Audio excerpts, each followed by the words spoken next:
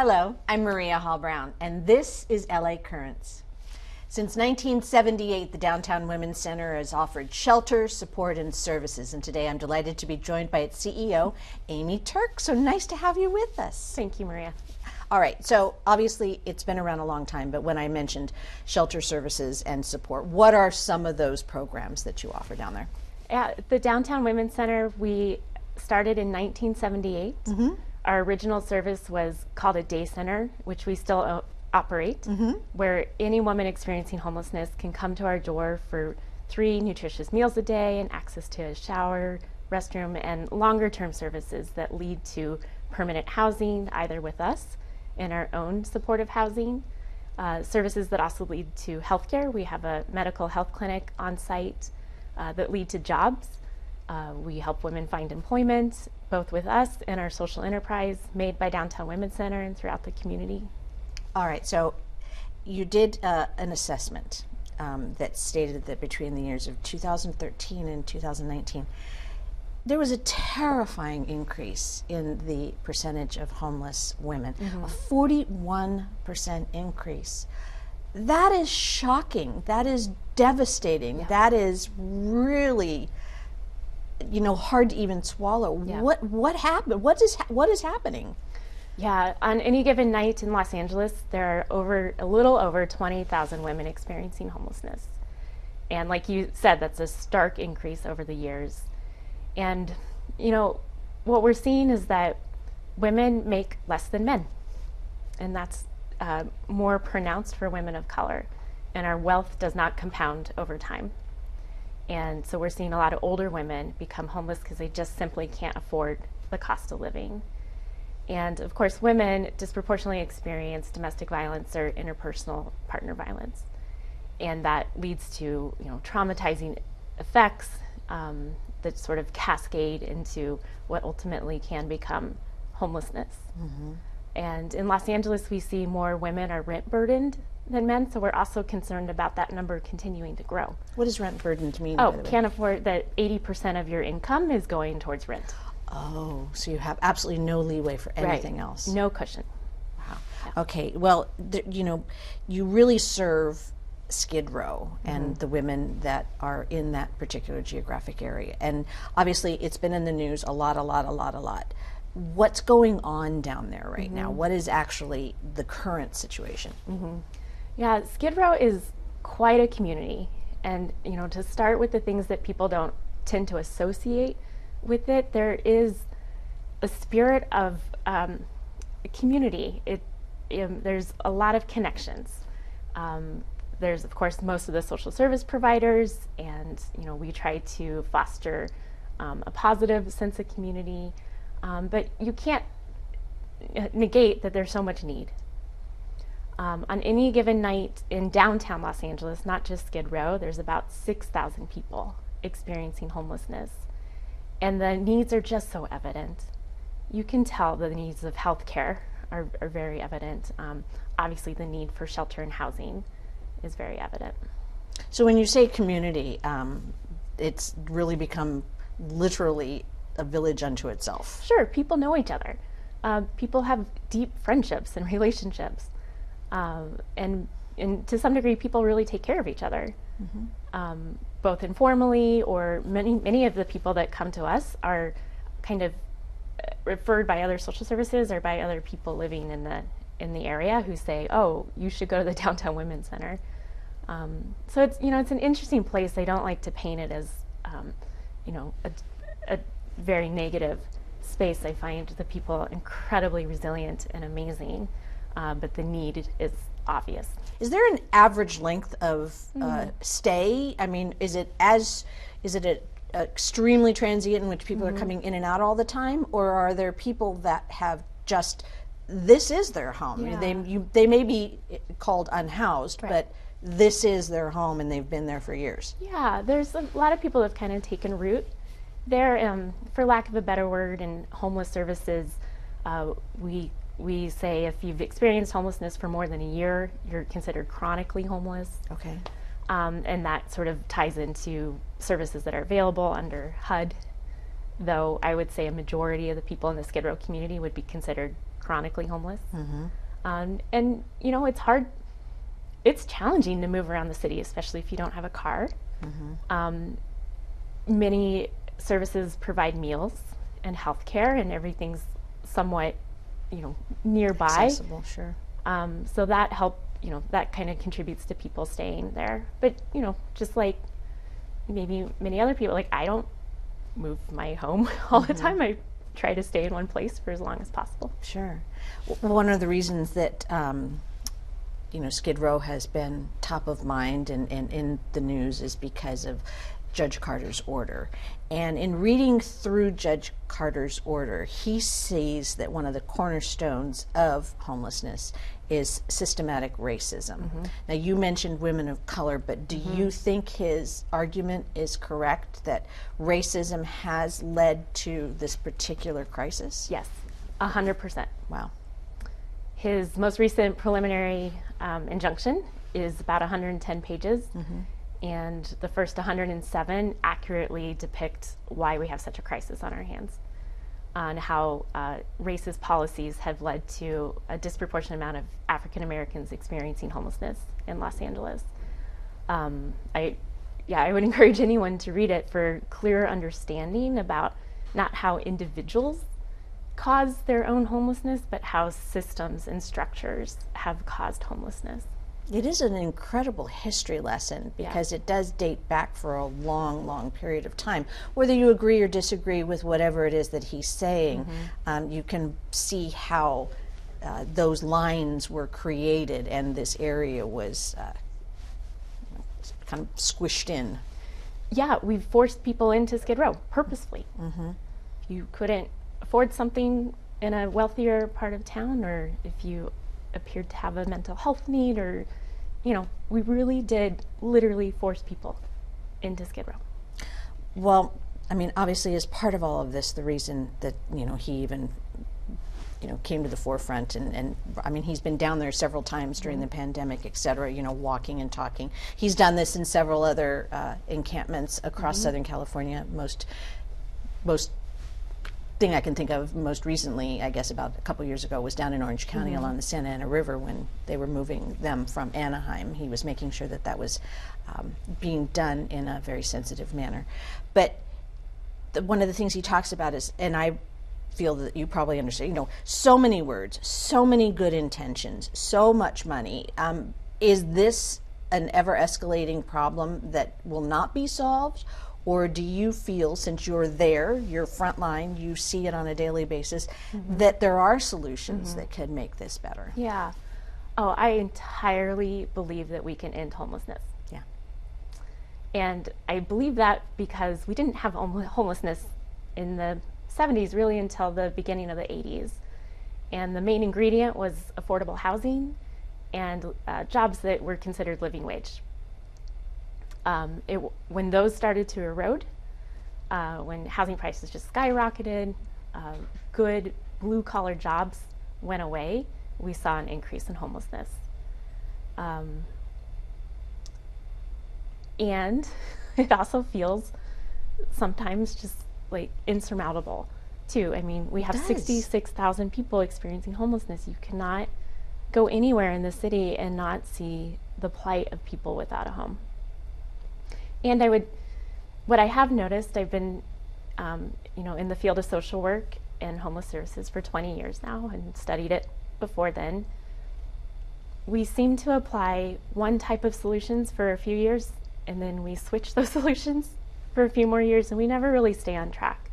So we started by building a number of emergency shelters and really just focusing on shelters. And then we realized, well, you end homelessness with homes. And so we've switched more of the funding towards permanent housing. And now we're kind of in a place back where we need an emergency response. We need a short-term response. What has never been in place is enough money to do all of it. We need the emergency response, the shelters, and then we need the long-term solutions, the permanent housing. There are so many issues, however, that bring someone to the position of being homeless. As you mentioned, you're dealing with a lot of women and women of color. So that's an economic problem. I imagine it's maybe domestic issues, etc. But there's also mental health issues, there's addiction issues, and there's those that just truly do not want to be told what to do and when to do it. And then there are those that are facing the sincere, honest to goodness, I don't know how to fix this, I need help. How can there be any kind of blanket solution? Well, I think there's a little bit to unpack there. What I've seen is more severity of mental illness symptoms and this beginning of use of substances that becomes a problem after experiencing homelessness. Oh, okay. How in the world would you cope? I have never been forced to sleep a night on the streets, but I can't imagine I would cope very well if I didn't have any way to kind of numb that, which of course cascades and leads to other problems. You know, there's plenty of people who are housed who have addiction issues or living with mental illness, and they're not homeless because they may have some other resources or enough money to pay a psychiatrist or some level of resources. So I guess I mentioned that to say I really don't think that's the cause of homelessness, though it demonstrates a need for a different type of approach to cater to people's unique needs. So we really at Downtown Women's Center try to get to know the person, help her build her own kind of goal plan, and tailor the services that we have around that. One person might need, you know, more sessions of mental health therapy. One person might want to go straight to writing her resume and you know, applying for jobs, and you know, it's a little bit different for everyone, but fundamentally, ultimately, everyone needs a home. So what are some of the unique issues that are specific to women? Because, I mean, I know one of the crises is the fact that the services available to women are a lot smaller than or not as many as the services available to men. So what are some of the, beyond that, what are some of the unique issues that a woman faces that can't be necessarily resolved by what we would typically do for a man? Yeah, I think the level of trauma is different. You know, the experience of homelessness in and of itself is traumatizing, and certainly men experience that. I think women come to this with more experiences of domestic violence and interpersonal violence, and that is to me a public health crisis in and of itself. The impacts of that. The fear, the isolation, more women, of course we're really concerned about families and children experiencing homelessness, but the data shows that more women are experiencing homelessness without a family unit. Doesn't mean they don't have children, usually their children are older or in the care of someone else, but just really no one to protect them or to be with or to build community with, so there's a lot of isolation. And you've mentioned there's less services for women. There are literally just less shelter beds for women, and so they, you know, literally have less places to go. So who is eligible for services at the Downtown Women's Center? I mean, what type of, are there restrictions or who you can help and who you can't? We're open every day as a drop-in center, and no referral is needed, and any woman who needs a meal or a shower or a place to just have a friendly person speak to her can come down. Of course, we do primarily focus on women experiencing homelessness, though, you know, women at low incomes are welcome as well. What about women with children?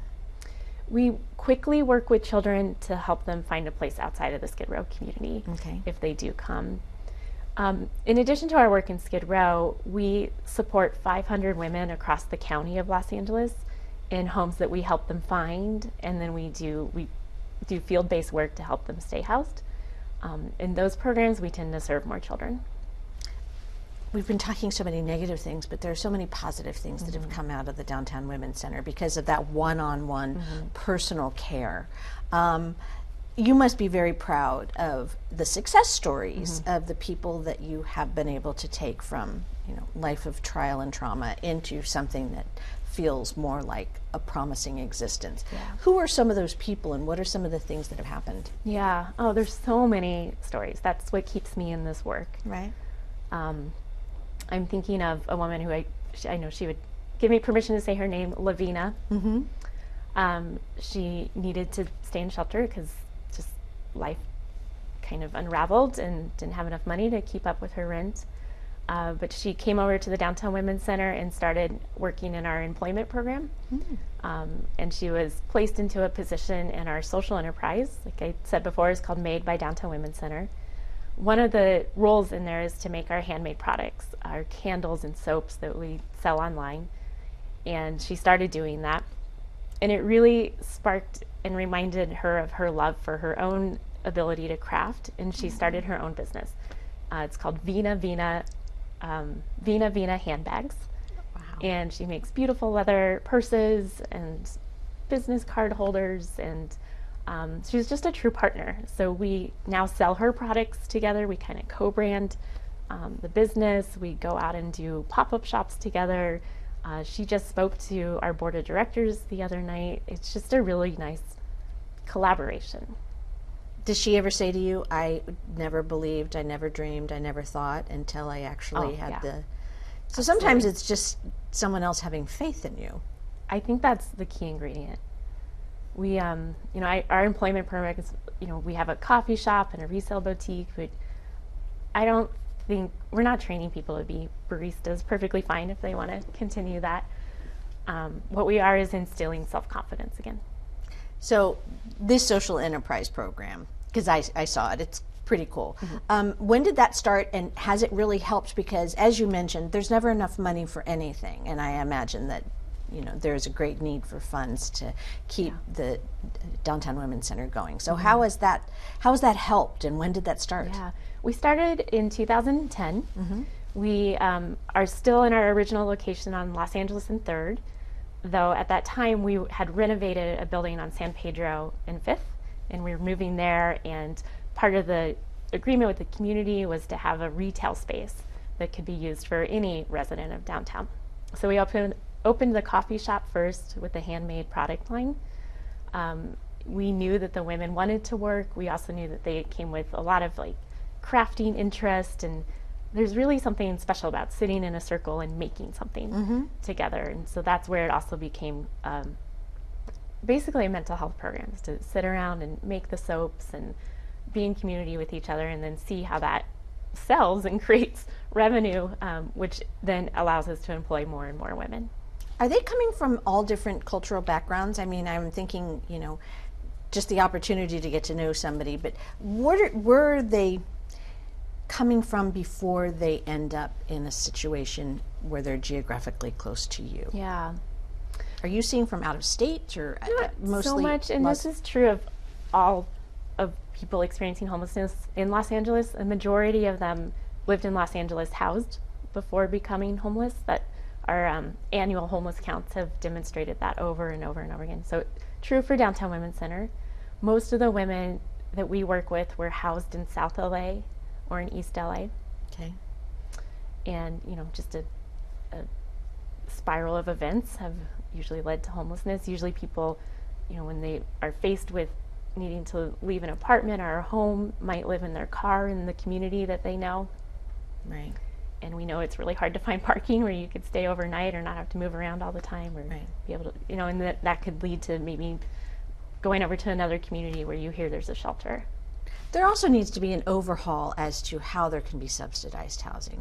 I mean, I actually have a personal anecdote, which I'm not going to really totally reveal, but getting a Section 8 voucher is, you might as well just try to, get on one of SpaceX's flights to Mars.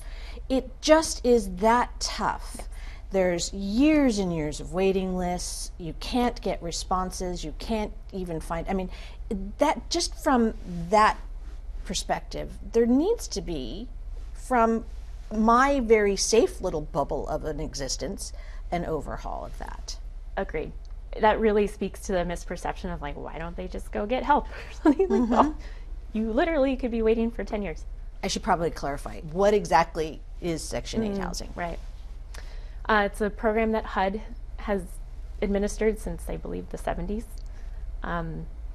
And it subsidizes your rent, so the individual tends to pay about 30% of their income, and the government pays the landlord the rest. As the cost of living has increased, in Los Angeles, the cost of the voucher hasn't kept up with that. So it's kind of less appealing when landlords know that they could get $3,000 for the same unit over here, but the Section 8 program keeps the rent a little bit lower. Right. So those, they're closed, the lists are closed, and the wait list is long, and the properties are diminishing as to who accepts them. I could add to that they're also administered, it's federal dollars administered locally. And so in Los Angeles, we have a city housing authority, a county housing authority, and there's a movement to see more of an overarching county housing department. And so that, well, there's also 88 cities in LA City, so and many of them have their own housing authority. So to have something a little more overarching, and we hope that that would distribute more housing more fairly. This whole year has been a trial and for everyone and every corner of everyone's existence. How has the DWC fared during the pandemic? What have you had to do, and what were some of the adjustments you had to make? Yeah. I'm so proud of everyone in our community, from the women we serve, our staff, our volunteers, our board of directors, everyone just really like, what could I do? What can we do? And we offer permanent housing, so of course that stayed the same. What we normally did inside for more drop-in services are literally outside in our parking lot right now. So literally we have mental health counseling happening in our parking lot, or case management, or helping people write their resumes in physical environments that are safer. We were really appreciative to be a part of the Project Room Key initiative, and we currently are operating a hotel near, not too far from our main location. And in addition to that, helping people move from the hotel into permanent housing, and there's new CARES Act dollars to help us with that. Let's debunk a couple myths about the room key. These opportunities were available for unhoused to move into, and then there was this controversy that they didn't stay, or they moved out, or they weren't actually all fully utilized. When it came to women, and single women in particular, does that reign true or not? Or did these women actually go, stay, and have progressively moved on? Yeah, in our experience, women moved into permanent housing as soon as they could.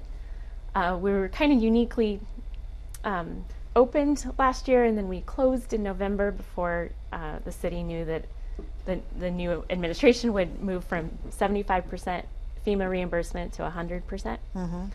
So we were closed. The women that were in our hotel moved to other hotels that did have vacancy, and we continued to support them in their long-term efforts to find permanent housing.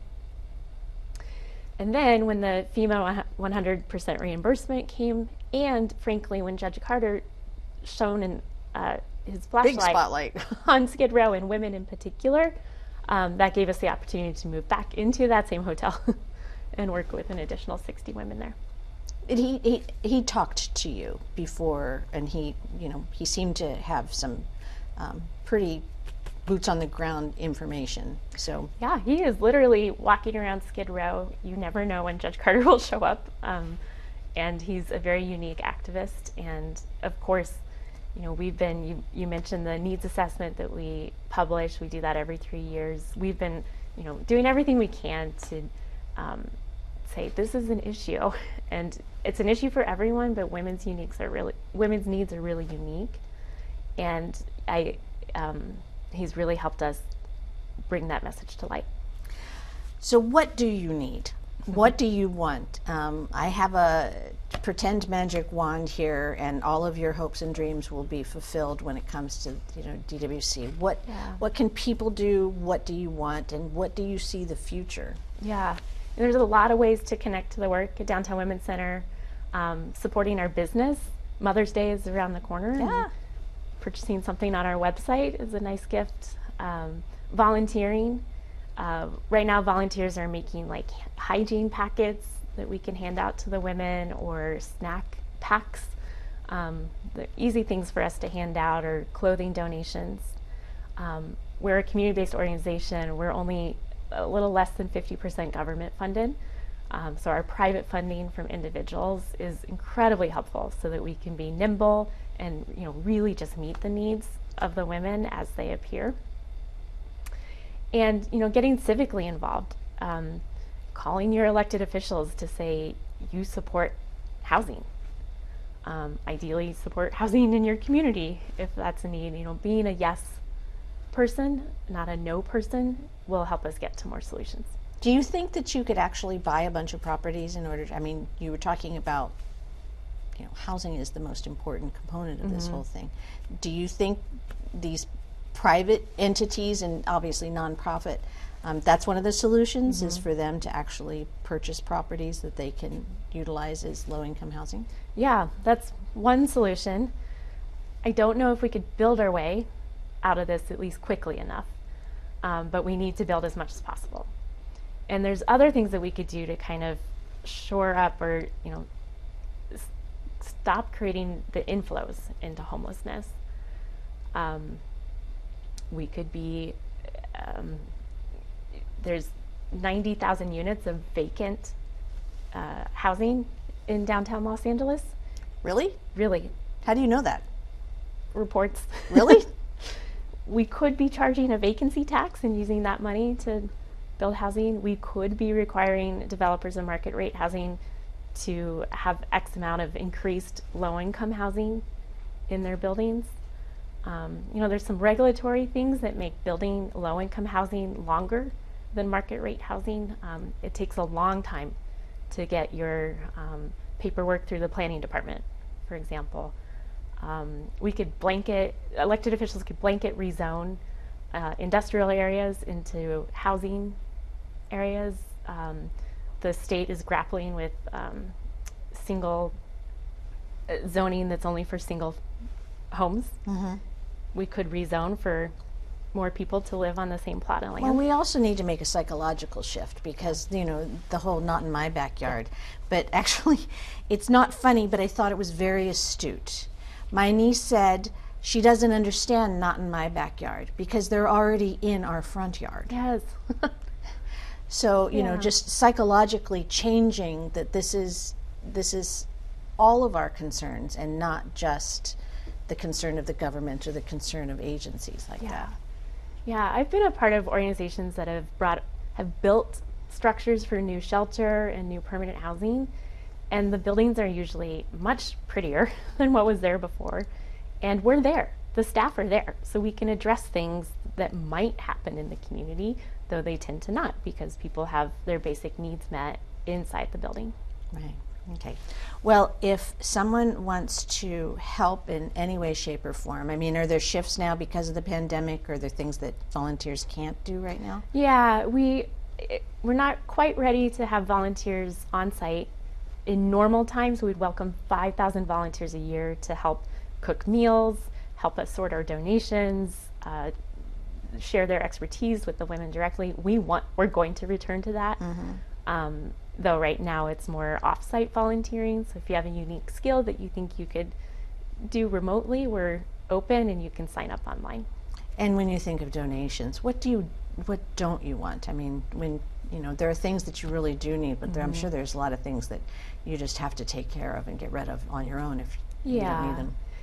Clothing that you and I would wear, not your old stuff. Right. Comfortable and easy clothing to put on for the women that come to our day center, our access center. And then more professional clothing for folks looking for employment. And then in our resale boutique, we resell higher end items.